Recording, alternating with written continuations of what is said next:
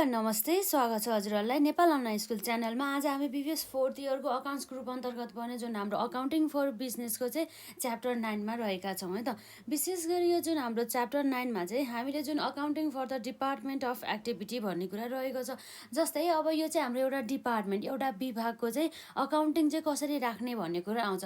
र एउटा जस्तै मानौँ एउटा चाहिँ हाम्रो अब तर कस्तो छ भन्दाखेरि जुन हाम्रो एउटा सानो व्यवसाय छ भनेदेखि त्यो व्यवसाय सानो छ भनेदेखि त्यो अनुसार नै, अर्थात् हाम्रो स्मल बिजनेस छ भनेदेखि त्यो सम्पूर्ण कार्यहरू उत्पादनदेखि लिएर बिक्री वितरण गर्नेदेखि सबै एउटै डिपार्टमेन्टबाट गर्छौँ। यदि हाम्रो स्मल बिजनेस छ भनेदेखि चाहिँ है त, यदि हाम्रो स्मल बिजनेस छ भनेदेखि चाहिँ हाम्रो सबै काम चाहिँ एउटै, जम्मा के हुन्छ त, वान डिपार्टमेन्ट मात्र।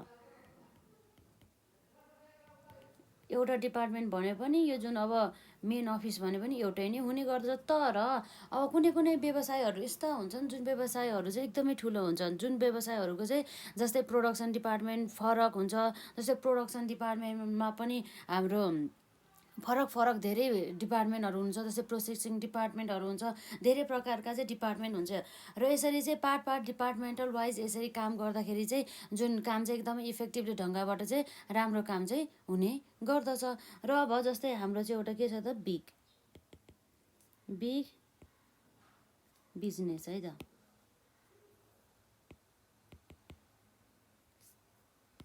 र यसको चाहिँ जस्तै मानौँ चाहिँ यसको 3वटा डिपार्टमेन्ट छ। जस्तै 3वटा डिपार्टमेन्टमा एउटा फर्स्ट डिपार्टमेन्ट भयो, सेकेन्ड डिपार्टमेन्ट भयो र यसको थर्ड डिपार्टमेन्ट भयो। हो, यो प्रत्येक यो डिपार्टमेन्टको चाहिँ अब के गर्नुपर्छ त, प्रत्येक डिपार्टमेन्टले चाहिँ प्रत्येक दिन चाहिँ बिजनेस आवरमा चाहिँ कामहरू गरिरहेका हुन्छन्। त्यो एक्टिभिटीहरूलाई चाहिँ रेकर्डिङ गर्नको लागि चाहिँ हामीले यसरी डिपार्टमेन्टल एकाउन्टिङहरू चाहिँ हामीले युज गर्नुपर्ने हुन्छ। अब कसरी हुन्छ, अब के गर्ने हुन्छ, हामीले के एकाउन्टिङहरू बनाउनुपर्छ भनेर चाहिँ अब हामी जुन न्युमेरिकल पोर्सनहरू त हामी गर्ने नै छौँ। र त्योभन्दा अगाडि चाहिँ जुन सानो जानकारी जुन हाम्रो यसै च्याप्टरबाट चाहिँ इम्पोर्टेन्ट जुन हाम्रो थ्योरिटिकल पोर्सनहरूलाई चाहिँ हामी हेर्न जाँदैछौँ है त। र विशेष त हामीले चाहिँ जुन यसमा चाहिँ 2 मार्क्सको, 5 मार्क्सको, 10 मार्क्सको र 15 मार्क्सको लागि पनि इम्पोर्टेन्ट च्याप्टर रहेको छ। जति पनि मार्क्समा सोध्न सकिन्छ, तर प्रत्येक टाइम चाहिँ कम्तीमा पनि 2 मार्क्सदेखि चाहिँ बढीमा 15 मार्क्ससम्म पनि सोध्न सकिन्छ है त। र हामीले चाहिँ विशेष गरी चाहिँ प्रत्येक डिपार्टमेन्टहरूको चाहिँ हामीले अकाउन्टिङहरू गर्नुपर्ने हुन्छ। ती अकाउन्टिङ गर्दा चाहिँ हामीले डिपार्टमेन्टल, अर्थात् हाम्रो डिपार्टमेन्टको मात्रै चाहिँ trading and the profit and loss account बनाउनु पर्ने हुन्छ। र त्यसै गरी त्यसको चाहिँ हाम्रो general profit and loss account बनाउनु पर्ने हुन्छ। भने मतलब general profit and loss account चाहिँ कतिखेर आउँछ भन्दा चाहिँ जब यसरी हामीले डिपार्टमेन्ट अनुसार अकाउन्टिङ राखिसकेपछि ती सबै डिपार्टमेन्टलाई हामीले एकमुष्ट रूपमा देखाउँदाखेरि चाहिँ हाम्रो चाहिँ जुन जेनरल पिएल अकाउन्टबाट चाहिँ आउने गर्दछ है त। त्यो कुराहरू भयो। र अब विशेष गरी चाहिँ नर्मली यति नै हो जुन हाम्रो यहाँ हेरौँ त। जस्तै हाम्रो एक्जाममा चाहिँ धेरै पटक चाहिँ सोधिएका जुन प्रश्नहरू छ, जुन चाहिँ हाम्रो 2074 सालमा चाहिँ क्वेसन नम्बर 5 मा छ है त। यो नेपालीमा भएको भएर चाहिँ मैले यसलाई चाहिँ पुरै चाहिँ क्रप गरेर राखेको छु है त। र अब हेर्नु होला, हजुरहरूलाई पनि सजिलो हुन्छ। जस्तै ह्यान्डराइटिङ बुझेन भन्न पनि मिलेन है। यसमा त हामीले ह्यान्डराइटिङहरू सबै पुरै स्पष्टसँग बुझ्न सक्छौँ। र अब हाम्रो यसमा चाहिँ सबै इन्क्लुड हुन्छ नि त, त्यही भएर है त। र अब एकदमै ध्यान दिएर हेर्नु होला, जसमा चाहिँ जुन 2074 सालमा चाहिँ क्वेसन नम्बर 5 मा चाहिँ सोधिएको रहेछ। र हाम्रो क्वेसन के भनेको छ हेरौँ है त। Right the meaning of departmental account. Departmental अकाउन्ट्सको चाहिँ हामीले के गर्नु पऱ्यो त, मिनिङ चाहिँ लेख्नु पऱ्यो भन्ने कुरा भयो। अब डिपार्टमेन्टल अकाउन्ट भन्ने बित्तिकै के रहेछ एकदमै ध्यान दिएर हेर्नु होला है त। यसमा भनेको छ हाम्रो प्रत्येक विभागको नाफा वा नोक्सान निर्धारण गर्नका लागि विभागीय व्यापार तथा नाफा नोक्सान खाता तयार गर्नु पर्दछ भने चाहिँ प्रत्येक कुनै पनि हरेक डिपार्टमेन्टहरूको चाहिँ त, सबै डिपार्टमेन्टहरूको चाहिँ यसरी नाफा नोक्सान, profit and loss account, profit कति भयो, लस कति भयो भनेर थाहा पाउनको लागि चाहिँ डिपार्टमेन्ट अनुसार चाहिँ हामीले profit and loss account, departmental profit and loss account बनाउनुपर्छ भन्ने कुरा चाहिँ यो पोइन्टले गर्ने गर्दछ है त। यसरी प्रत्येक विभागको लाभदायिकताको स्थिति पत्ता लगाउन छुट्टै विभागका लागि बेग्लै खाता तयार गरिन्छ भने त्यसलाई नै विभागीय खाता भनिन्छ। भने चाहिँ के रहेछ त हाम्रो यसमा, यसरी प्रत्येक विभागको लाभदायिताको स्थिति पत्ता लगाउन छुट्टै छुट्टै विभागका लागि बेग्ला बेग्लै खाता तयार गरिन्छ भने त्यसलाई नै विभागीय खाता भनिन्छ। भन्नुको मतलब के भयो त भन्दा चाहिँ प्रत्येक डिपार्टमेन्टको चाहिँ जुन प्रफिट कति भयो र लस कति भयो भनेर थाहा पाउनको लागि हामीले जुन बनाउने जुन departmental trading and the profit and loss account हुन्छ हो त्यसलाई नै हामी के भन्छौँ त विभागीय खाता भनेर चाहिँ भन्छौँ है त। स्वतन्त्र आधार र तालिका आधार गरी दुई विधिबाट विभागीय खाता तयार गर्न सकिन्छ भने चाहिँ दुईवटा विधिबाट एउटा हाम्रो स्वतन्त्र आधार र अर्को भनेको हाम्रो तालिका आधार गरी दुई विधिबाट चाहिँ हाम्रो चाहिँ विभागीय खाता तयार गर्न सकिन्छ भन्ने कुरा भयो। र यो पछि अब अर्को क्वेसन है त जुन चाहिँ हामीलाई चाहिँ यसरी हेर्न सक्छौँ। क्वेसन नम्बर 4 मा चाहिँ 2075 सालमा चाहिँ सोधेको रहेछ है त। Right the meaning of the है त right the meaning of inter department transfer under department account भन्ने कुरा रह्यो।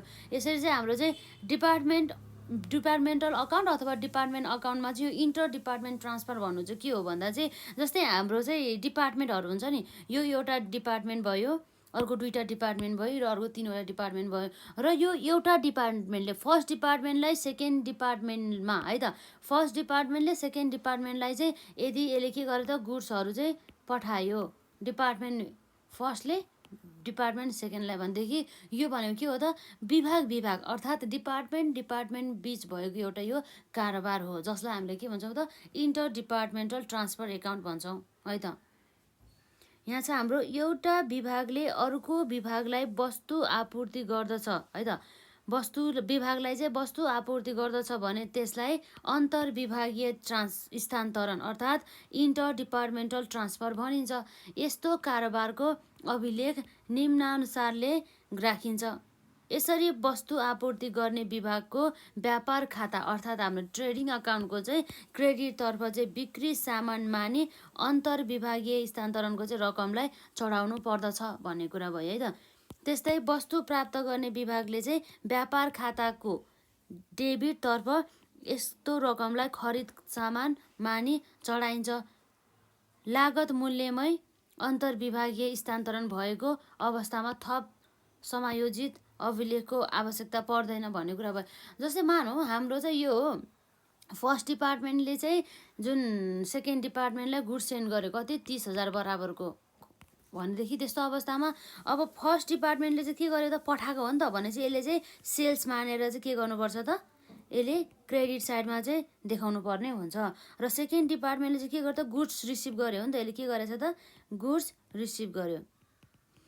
रिसिभ गर्यो भन्ने बित्तिकै यो के भयो त उसको लागि चाहिँ एउटा पर्चेस गरेको भएर पो गुड्स रिसिभ गर्यो त त्यही भएर है त एउटा पर्चेस जस्तो मानेर चाहिँ यसले चाहिँ जुन ट्रेडिङ अकाउन्ट हुन्छ नि हो त्यो ट्रेडिङ अकाउन्टको चाहिँ कुन साइडमा राख्नुपर्छ त डेबिट साइडमा राख्नुपर्छ।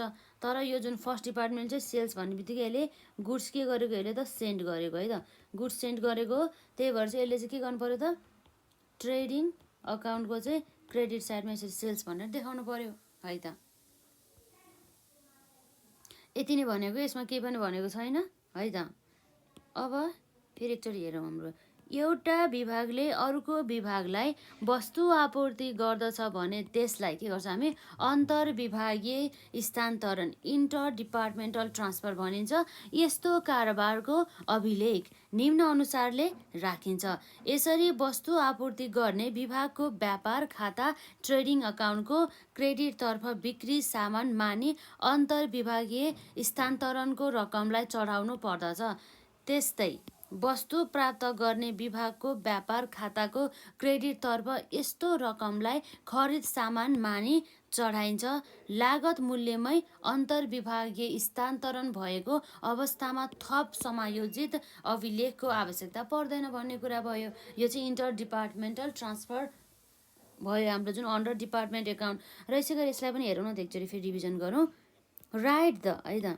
Right the meaning of departmental accounts भनेपछि प्रत्येक विभागको यो त पुरै नेपालीमा छ हजुरहरूले पनि बुझ्नु सक्नुहुनेछ त्यही भएर है त प्रत्येक विभागको नाफा वा नोक्सान निर्धारण गर्नका लागि विभागीय व्यापार तथा नाफा नोक्सान खाता तयार गर्नु पर्दछ।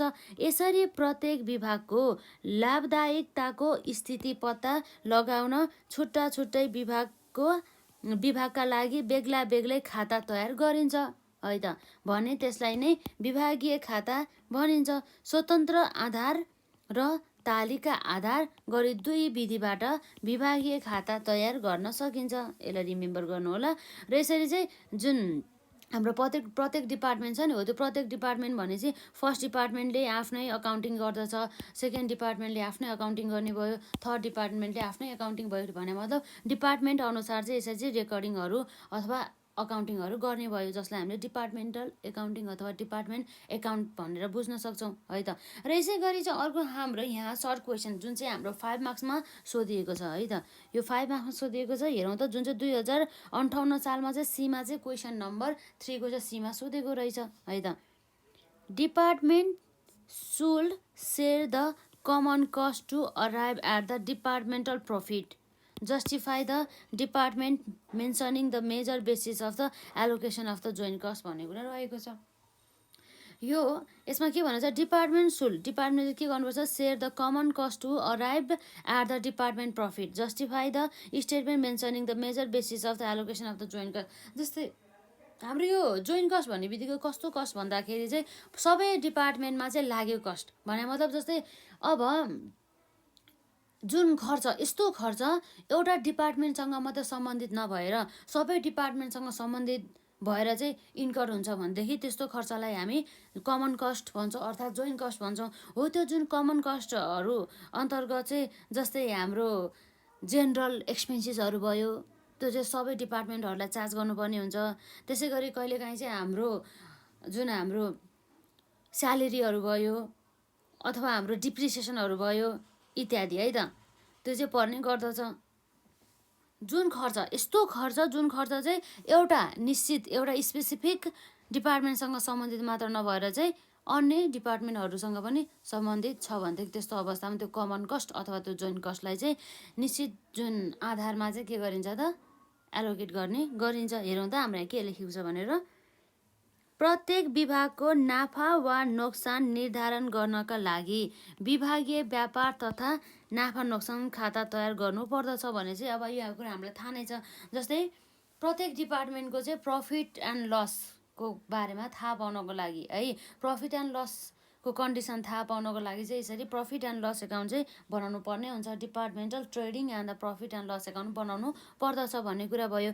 यसरी प्रत्येक विभागको लाभदायिकताको स्थिति पत्ता लगाउन छुट्टा छुट्टै विभागका लागि बेग्ला बेग्लै खाता तयार गरिन्छ भने त्यसलाई नै के भन्छौँ त हामी विभागीय खाता भनिन्छ, जुन कुरा हामीले अलरेडी भनिसक्यौँ। र स्वतन्त्र आधार र तालिका आधार गरी दुई विधिबाट चाहिँ विभागीय खाता तयार गरिन्छ। जम्मा दुईवटा विधि छ, एउटा भनेको हाम्रो स्वतन्त्र आधार र अर्को भनेको तालिका आधार। त्यो सबै आधारबाट चाहिँ हामी हेर्छौँ।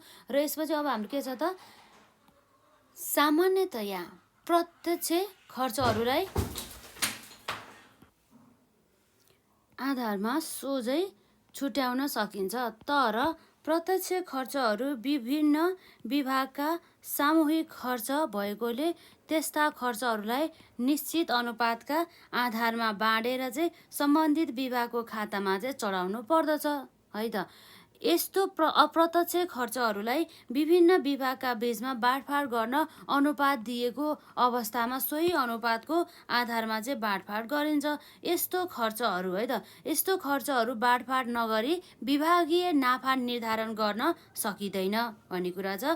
निम्न खाताहरूलाई निम्न आधारमा बाँडफाँड गरी विभागीय खातामा चढाइन्छ भन्ने कुरा छ है त। र यसरी हेर्दाखेरि चाहिँ जस्तै हाम्रो हेरौँ त, खर्चहरूलाई चाहिँ अब कुन बेसिसमा अर्थात् कुन आधारमा चाहिँ हामीले बाँडफाँड गर्ने, जुन हाम्रो जोइन्ट कस्ट अथवा नर्मल कस्टहरूलाई भन्ने कुरा चाहिँ यहाँ चाहिँ हामीलाई दिएको छ है त। यसरी हेर्दाखेरि के छ त, जस्तै खरिदसँग सम्बन्धित खर्चहरू छ भनेदेखि त्यसलाई चाहिँ हामीले खुद खरिद भनेको मतलब नेट पर्चेजको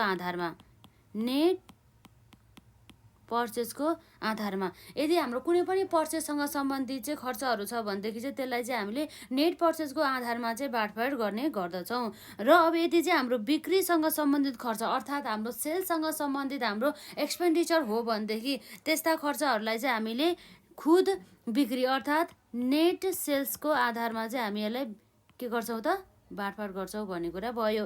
र मेसिनसँग सम्बन्धित अर्थात् हाम्रो कुनै पनि मेसिनसँग सम्बन्धित हाम्रो कुनै पनि खर्चहरू छ भनेदेखि चाहिँ त्यस्तो खर्चहरूलाई चाहिँ हामीले प्रत्येक विभागको चाहिँ मेसिनको मूल्यको अनुपातमा है त प्रत्येक जुन हाम्रो डिपार्टमेन्टहरूमा भएको जुन मेसिनहरूको बुक भ्यालुको चाहिँ आधारमा चाहिँ के गरिन्छ त त्यसलाई चाहिँ खर्चहरूलाई चाहिँ विभाजन गर्ने गरिन्छ। एकदमै इम्पोर्टेन्ट छ यो न्युमेरिकल पोर्सनको लागि, यसलाई नोट डाउन पनि गर्नु होला हजुरहरूले पनि।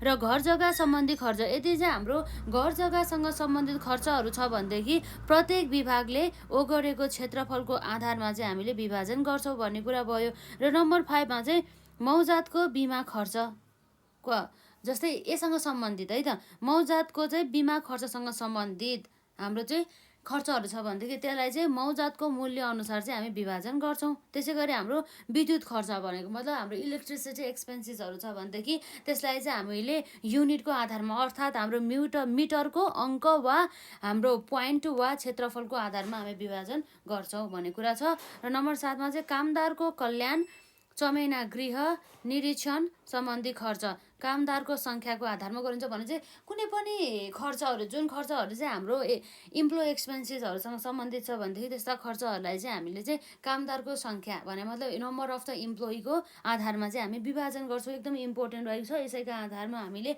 जुन departmental trading and the profit and loss account बनाउँदाखेरि चाहिँ खर्चहरूलाई चाहिँ विभाजन गर्नुपर्ने हुन्छ। एकदमै ध्यान दिएर यसलाई चाहिँ याद गर्नु होला है त। र यसमा चाहिँ जस्तै हाम्रो के छ त खरिदसँग सम्बन्धित खर्च खुद खरिदको आधारमा, बिक्रीसँग सम्बन्धित खर्च खुद बिक्रीको आधारमा, मेसिनसँग सम्बन्धित खर्च प्रत्येक विभागको मेसिनको मूल्यको अनुपातमा, घर जग्गा सम्बन्धी खर्च प्रत्येक विभागले ओगटेको क्षेत्रफलको आधारमा, र मौजातको बिमा खर्च छ भनेदेखि मौजातको मूल्यको आधारमा, विद्युत खर्च छ भनेदेखि मिटरको अङ्क वा पोइन्ट वा क्षेत्रफलको आधारमा, कामदारको कल्याण चमेना गृह निरीक्षण सम्बन्धी खर्च छ भनेदेखि कामदारको सङ्ख्याको आधारमा भन्ने कुरा भयो। र एकदमै इम्पोर्टेन्ट रहेको छ। र यसपछि अब हाम्रो यहाँ के छ त हेर्नु त जुन चाहिँ 2058 सालमा चाहिँ क्वेसन नम्बर 4 मा चाहिँ सीमा चाहिँ सोधेको रहेछ। Right the accounting treatment normally made for the department unrealised profit with the suitable example भन्ने कुरा रहेछ। हामीले चाहिँ यसमा के गर्नुपर्छ right the accounting treatment normally made for the department unrealised profit with the suitable example रहेको छ।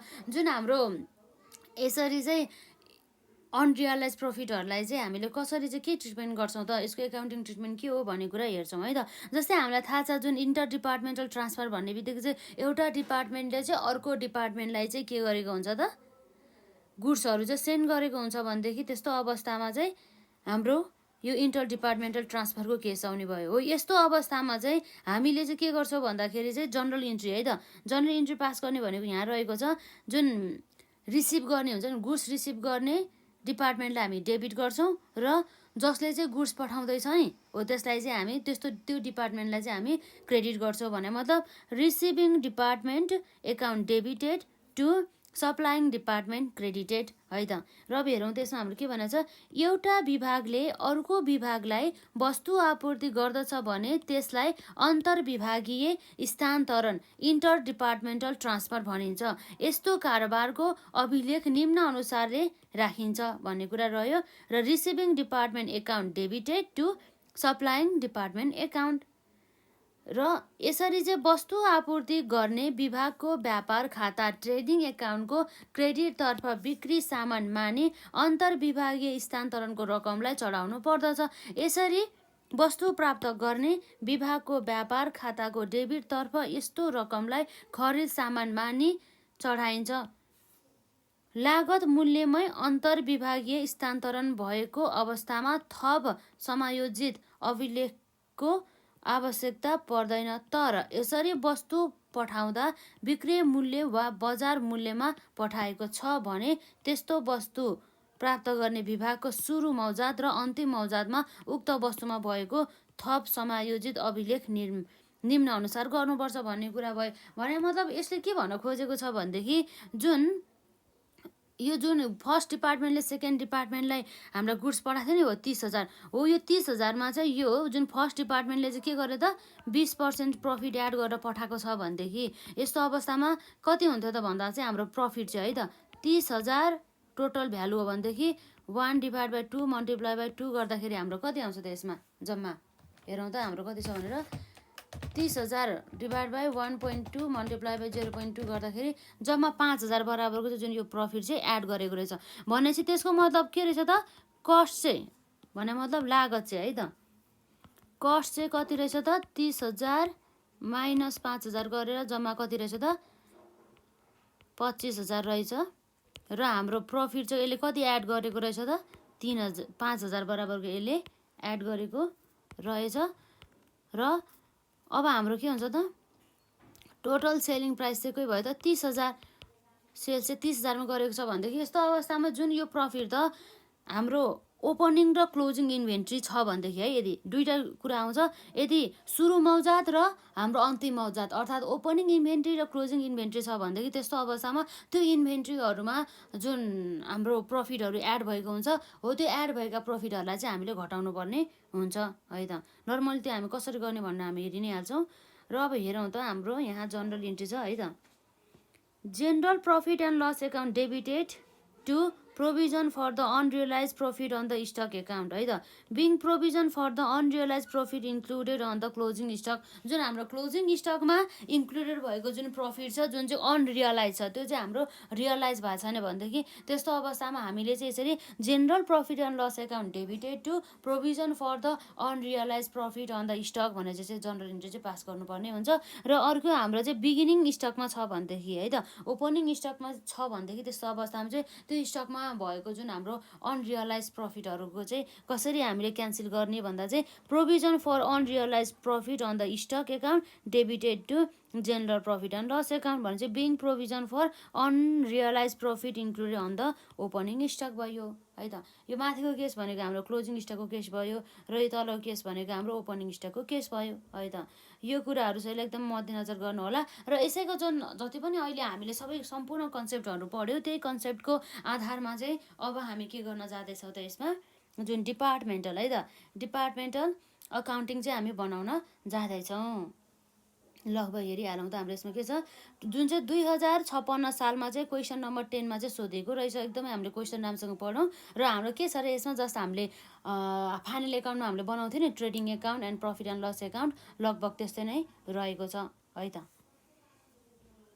र अब हामी यहाँ हेरौँ त the closing balance of the two department at the year end are भनेर चाहिँ है त हाम्रो चाहिँ एउटा कुनै पनि व्यवसाय थियो त्यो व्यवसायको चाहिँ दुईवटा डिपार्टमेन्टको चाहिँ हामीलाई डाटाहरू दिएको छ जुन डिपार्टमेन्ट चाहिँ हाम्रो डिपार्टमेन्ट एउटा ए रहेको छ र अर्को हाम्रो डिपार्टमेन्ट बी रहेको छ है त डिपार्टमेन्ट ए को चाहिँ हाम्रो ओपनिङ स्टक यो केमा छ हेर्नु है यो सेलिङ प्राइसमा हो कि कस्टमा छ भनेर पनि एकदम ध्यान दिनुपर्छ है हाम्रो क्वेसनले भन्दैछ जुन हाम्रो ओपनिङ स्टक केमा छ त एट कस्टमा छ अब कस्टमा छ भने चाहिँ यो 60,000 हाम्रो कस्ट बराबर नै हो र पर्चेज कति छ अरे 1,20,000 एमा र बीमा 1,30,000 र सेल्स कति छ त ए को 1,60,000 र बी को कति छ त 2 लाख बराबरको र हाम्रो closing stock at the cost यो पनि केमा छ त कस्टमा रहेछ भनेपछि 50,000 रहेछ यो ए को चाहिँ र डिपार्टमेन्ट बी को चाहिँ कति रहेछ त 50,000 रहेछ है त the details of the expenses requiring apportionment to each department in the proportion to the cost of goods sold are भने चाहिँ त the details of the expenses requiring the apportionment to each department in the proportion to the cost of the goods sold are भने चाहिँ त जति पनि यो हाम्रो सबै खर्चहरू दिएको छ नि हो यो खर्चहरू चाहिँ हामीले के को आधारमा चाहिँ हामीले बाँड्नु पर्यो त डिपार्टमेन्टमा भन्दा हाम्रो क्वेसनले भनेको छ in to the proportion to the cost of goods sold भने मतलब COGS को आधारमा COGS भनेको कस्ट अफ गुड्स सोल्सको आधारमा चाहिँ यसरी चाहिँ यो यस्ता खर्चहरूलाई चाहिँ बाँडफाँड गर्नुपर्छ भन्ने कुरा भयो है त र यसरी चाहिँ हाम्रो स्यालेरिज कति छ 24,000 र इन्सुरेन्स कति छ हाम्रो 6,000 र रेन्ट एन्ड द रेट्स कति छ जम्मा 3,000 बराबरको र मिसलिनियस एक्सपेन्सेस कति छ जम्मा 2,000 बराबरको हो यो सबै जति पनि हाम्रो 4वटा हेडिङको खर्चहरू छ हो ती खर्चहरूलाई चाहिँ कस्ट अफ गुड्स सोल्स अर्थात् हाम्रो COGS को आधारमा चाहिँ यसरी डिपार्टमेन्ट ए र डिपार्टमेन्ट बी लाई चाहिँ यसरी बाँडफाँड गर्नुपर्ने हुन्छ है त यो कस्टहरू भनेको के हो त अघि हामीले भनेको थियौँ नि जुन जोइन्ट कस्टहरू हुन् जोइन्ट कस्ट है त हाम्रो त्यो कुराहरू भयो सबै चाहिँ हाम्रो जोइन्ट कस्टहरूतर्फ चाहिँ आउने भयो है त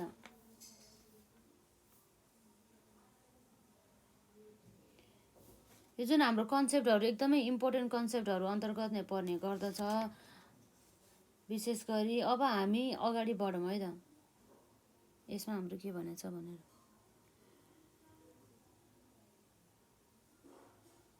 यो कुराहरूलाई चाहिँ मजाले पढ्नु होला है यसमा। र अब हेरौँ त हाम्रो रिक्वायरमेन्ट के छ, trading and the profit and loss account of the department. अब हामीले नर्मली फाइनेन्सियल स्टेटमेन्टभित्र बनाउनु जुन हाम्रो ट्रेडिङ एकाउन्ट र प्रफिट एन्ड लस एकाउन्ट जस्तै गरेर चाहिँ हामीले बनाउनु पर्छ। जस्ट यति मात्रै फरक हो कि त्यो चाहिँ हामीले एउटा होल एउटा कम्पनीको बनाउँथ्यो भनेदेखि चाहिँ अहिले चाहिँ हामी चाहिँ डिपार्टमेन्ट वाइज डिपार्टमेन्ट अनुसार चाहिँ बनाउँछौँ है त। एउटा डिपार्टमेन्ट ए को लागि फरक र डिपार्टमेन्ट बी को लागि हामी फरक गरेर चाहिँ यसरी बनाउँछौँ। अब हाम्रो सल्युसनतर्फ गइहालौँ।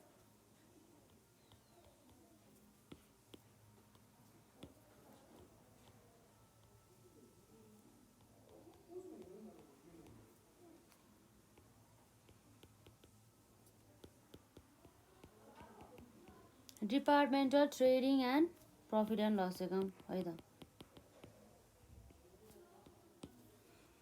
ट्रेडिङ एन्ड प्रफिट एन्ड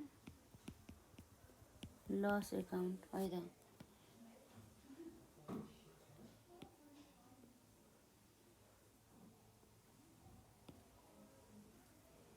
र यसरी चाहिँ हाम्रो डेबिट साइडमा भयो र यता हाम्रो छ क्रेडिट साइडमा।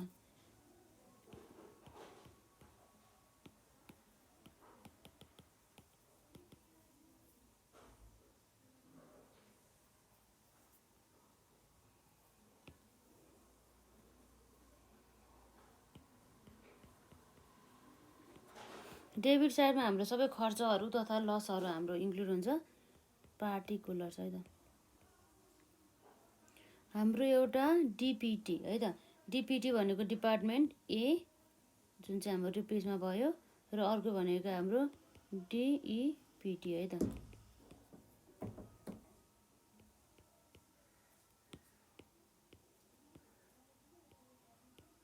डिपार्टमेन्ट के भयो त बी रुपिसमा भयो र यसै गरी हाम्रो छ यसमा पार्टिकुलर्स।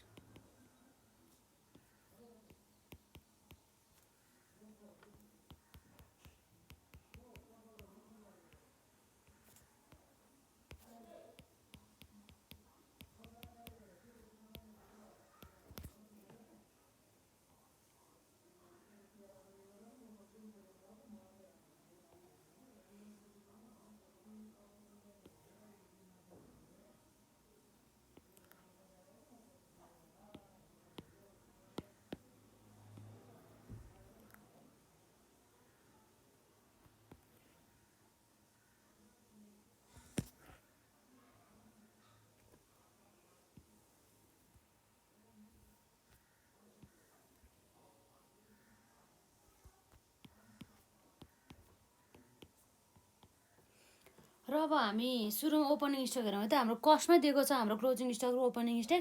यो जुन क्वेसन चाहिँ हाम्रो नर्मल छ, जसमा हाम्रो यसरी जुन इन्टर डिपार्टमेन्टल ट्रान्सफर पनि छैन, हाम्रो एकदम सिम्पल क्वेसन रहेको छ यसमा। र सुरुमा हाम्रो के आउँछ त्यहाँ टु ओपनिङ स्टक।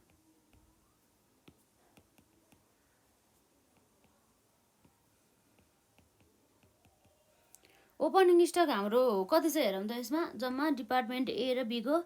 डिपार्टमेन्ट ए को 60,000 र डिपार्टमेन्ट बी को कति छ त 50,000। 60,000 यसपछि हाम्रो कति छ त 50,000 है त। अब यसमा हाम्रो पर्चेज हेरौँ, टु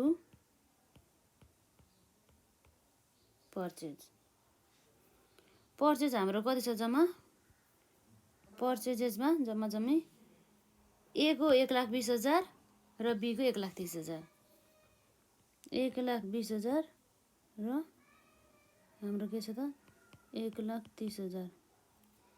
र अब पर्चेज भयो। अब के छ अरू हाम्रो दिएको यसमा सेल्स कति भयो हाम्रो यसमा 1,60,000 ए को र बी को 2 लाख बाई सेल्स।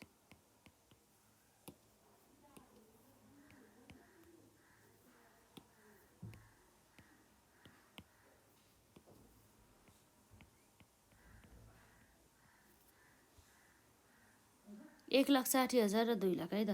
1,60,000 र हाम्रो 2 लाख बराबरको। र अब सेल्स पछि अब हाम्रो क्लोजिङ स्टक दिएको छ होला पक्कै पनि बाई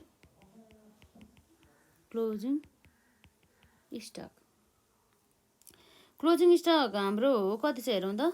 जुन कस्टमा दिएको छ डिपार्टमेन्ट ए को 50,000 र डिपार्टमेन्ट बी को पनि 50,000। 50,000 50,000 यसरी आउँछ हाम्रो।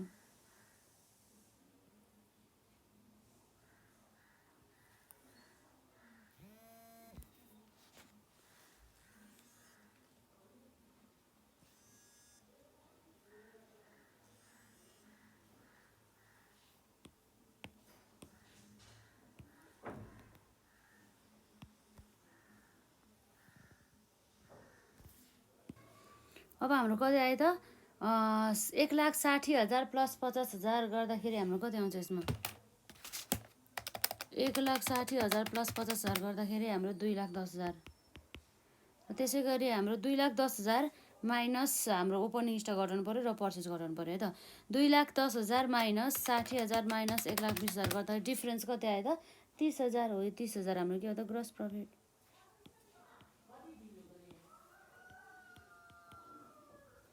ग्रस प्रफिट भयो है त। डिपार्टमेन्ट बी को पनि गर्नुहोस् त यसमा यसरी नै। 2 लाख प्लस 50,000 गर्दाखेरि हाम्रो के छ जम्मा 2,50,000 है त। 2,50,000 माइनस 50,000 माइनस 1,30,000 गर्दाखेरि जम्मा कति आउँछ त 70,000 बराबरको आउँछ है त।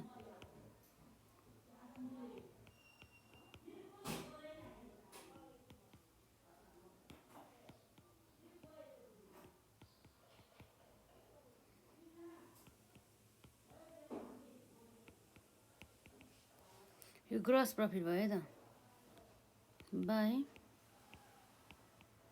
Gross profit.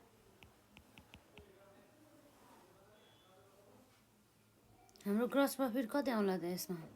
जस्तै अब हामीले यहाँ हेर्न सक्छौँ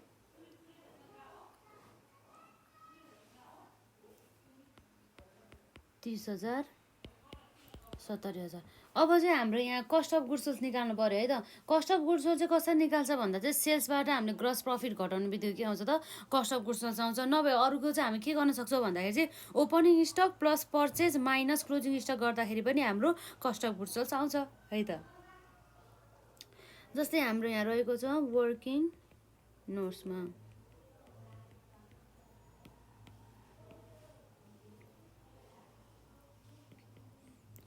कस्ट अफ गुड्स सोल्ड है त।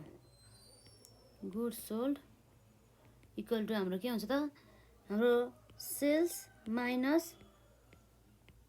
ग्रस प्रफिट गर्दा पनि आउँछ। नभए चाहिँ अर्को तरिका भनेको चाहिँ हाम्रो ओपनिङ स्टक है त।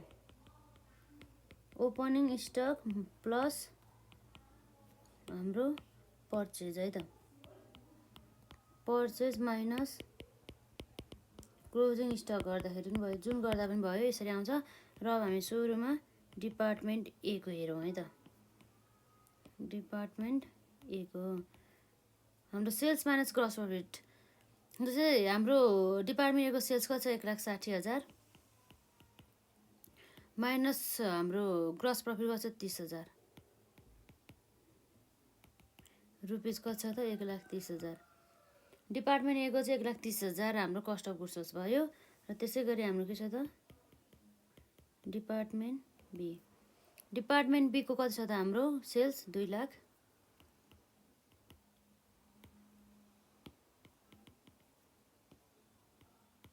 दुई लाख माइनस यसको हाम्रो जुन ग्रस प्रफिट कति आयो त 70,000 बराबरको। जम्मा कति आयो हेरौँ त 2 लाख माइनस 70,000 गर्दाखेरि हाम्रो 1,30,000 दुवैको 1,30,000 कस्ट अफ गुड्स सोल्स आयो है त। र जुन भने चाहिँ कस्ट अफ गुड्स सोल्स चाहिँ के रहेछ त इक्वल रहेछ प्रोपोर्सन अर्थात् हाम्रो रेसियो है त। द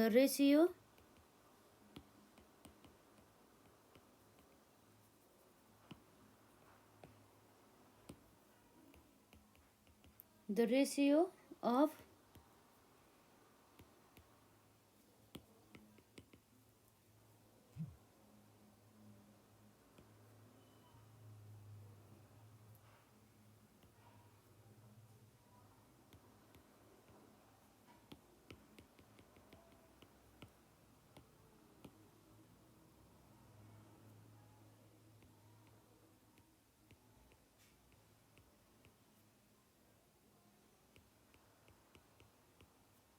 यो हाम्रो पेनले यस्तो भयो कि द रेसियो अब अफ भने एपोर्सनमेन्ट अफ एक्सपेन्सेस है त of expenses between A and B is कति छ त हाम्रो 1,30,000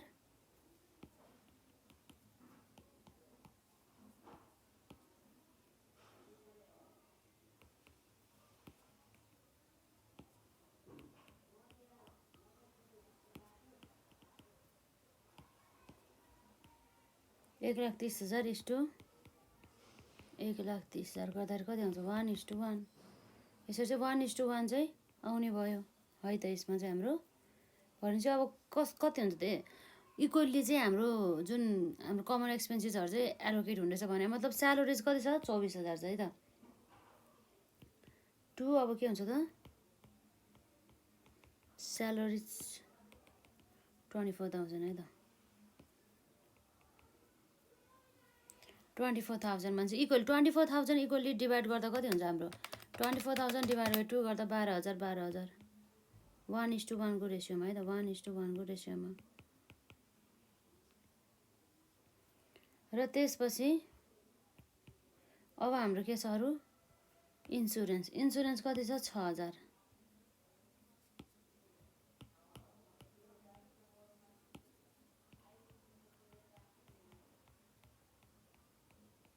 इन्सुरेन्स 6,000 1:1 है त 6,000 को 1:1 गर्दा डिभाइड बाई 2 गर्दाखेरि कति हुन्छ हाम्रो 3,000 आउँछ है त 3,000 आउने भयो यसरी र त्यसपछि अरू हाम्रो के छ त्यसमा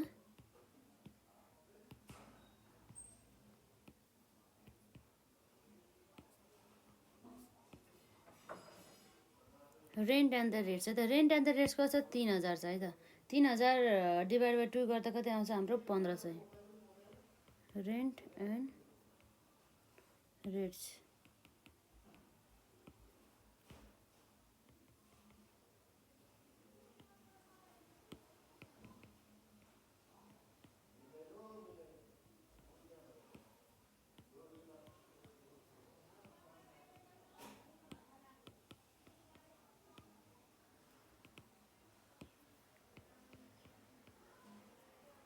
रेन्ट एन्ड द रेट्स है त अब अर्को के छ हाम्रो 2 मिसलेनियस एक्सपेन्सेस 2,000 छ हामी 1,000 गरेर हुन्छ है त 1:1 गर्दाखेरि इक्वली बाँड्दाखेरि 1,000 आउँछ है त यहाँ चाहिँ हाम्रो पेन फेरि यस्तै भइरहेछ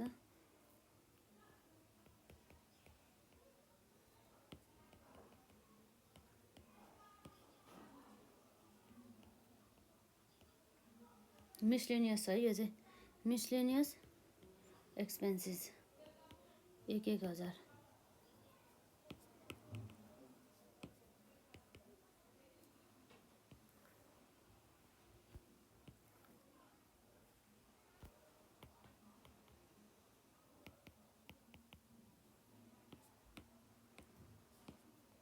टोटल भयो भने चाहिँ 70,000 यो हाम्रो टोटल कति आउँछ 70,000 यता हाम्रो 30,000 अब माइनस गरौँ है त 70,000 माइनस 12,000 माइनस 3,000 माइनस 1,500 माइनस 1,000 गर्दा कति आउँछ हाम्रो जम्मा 52,500 कति आयो हाम्रो 52,000 यो चाहिँ नर्मल क्वेसन छ है यो चाहिँ 30,000 माइनस न इन्टर डिपार्टमेन्टल ट्रान्सफर छ न हामीले यसमा अनरियलाइज प्रफिट निकाल्नुपर्छ केही छैन है त हाम्रो यो आयो 12,500 टु नेट प्रफिट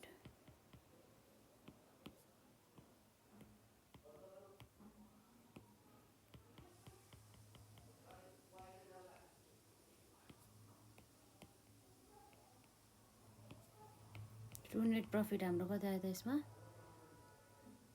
30,000 भएर टोटल यो 70,000 नै भइहाल्यो